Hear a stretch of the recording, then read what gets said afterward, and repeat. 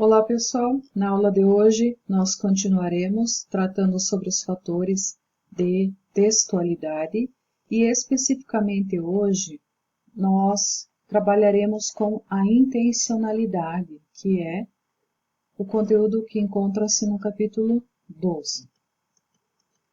Então, inicialmente, o que é a intencionalidade? No dia a dia, produzimos os mais diferentes discursos com as mais diferentes intenções. Dependendo da situação em que nós estivermos, dependendo quem é o nosso interlocutor, nós vamos, então, utilizar o nosso discurso. Nem sempre a intenção é claramente expressa. Muitas vezes, comentários aparentemente avulsos ou perguntas indiretas querem expressar um pedido ou uma ordem direta do enunciador. É necessário também que o leitor ou receptor, interlocutor, identifique a intenção que há por trás do discurso.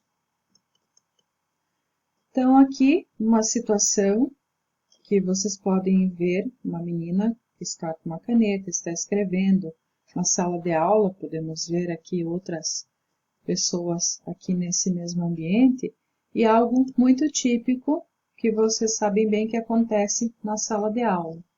E a seguinte pergunta: você tem uma caneta? Então, quando alguém faz essa pergunta para outra pessoa, qual é a resposta que ela espera? Ela espera que essa pessoa lhe alcance e empreste uma caneta. Não é simplesmente a resposta sim ou não. Sim, eu tenho uma caneta. Não, eu não tenho a caneta.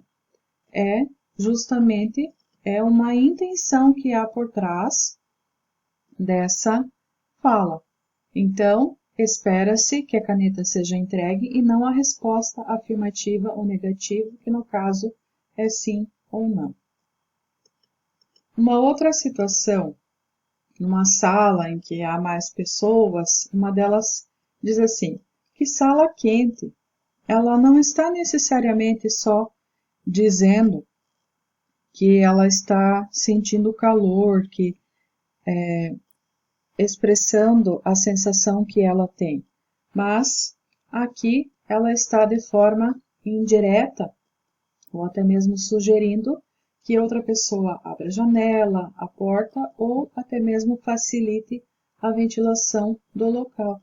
E acaba sendo meio que uma forma menos autoritária de expressar uma ordem para alguém. Nesse caso aqui, nós temos uma tirinha que, no primeiro momento, nós conseguimos ver a plateia ao redor de um ringue e uma pessoa que foi nocauteada. E, mais para o fundo dessa plateia, tem uma pessoa que diz assim: sou médico, deixe-me passar. No segundo quadrinho, nós percebemos que as pessoas abrem espaço para que essa pessoa possa vir até mais para frente.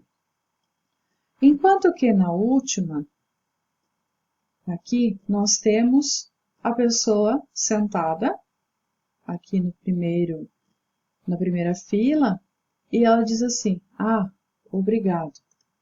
Então, qual a verdadeira intenção do homem? Aqui nós podemos perceber que a intenção dele era somente sentar-se na frente para que ele pudesse ter uma visão melhor, para que ele pudesse, então, acompanhar mais de perto o que estava acontecendo no ringue. Inicialmente, quando ele diz, sou médico, deixe-me passar, não tinha como as pessoas saberem qual que era a verdadeira intenção dele. E acabaram por entender que se tratava de um médico, era alguém que iria ajudar o rapaz que estava ali na frente, machucado, caído, e abriram espaço. Só que a intenção dele não era bem essa, era a outra, e aproveitar-se da situação para que ele pudesse sentar mais na frente. O emissor pode optar por um enunciado menos coerente para gerar efeitos específicos como parecer menos autoritário, que é o caso que a gente viu lá da sala quente, criar uma maior empatia com o seu interlocutor, também no sentido de não ser uma forma de impor aquilo que ele quer, aquilo que ele precisa, despertar o humor ou a curiosidade. E temos, então, o exercício 4 da página 284. Leia a piada a seguir. A professora pede: vamos lá, Zezinho, diga 2 pronomes. Quem, eu? Muito bem, Zezinho, nota 10. A letra A. Qual a intenção de Zezinho ao formular sua pergunta? Então, a professora faz um questionamento, só que o Zezinho não sabia qual era a resposta.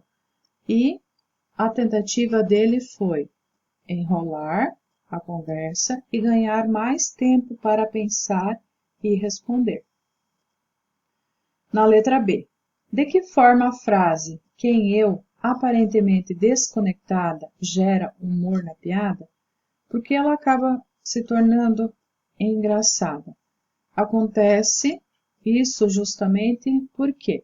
Porque as palavras que o Zezinho utilizou, elas, na verdade, são a resposta, só que ele não sabia disso, né?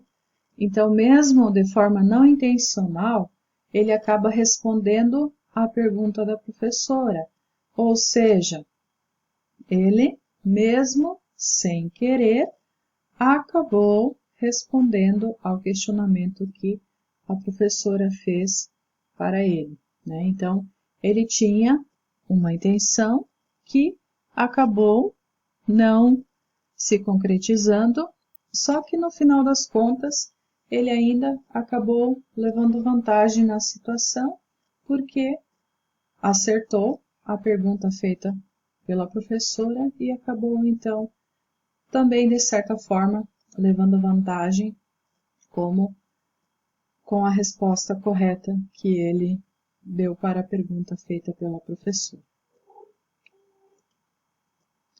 A tarefa da aula de hoje, vocês deverão responder exercício 1, 2 e 3 da página 279 e fazer a postagem desses 3 exercícios no AVA e também o exercício 5 da página 282. Por hoje era só e até a próxima aula.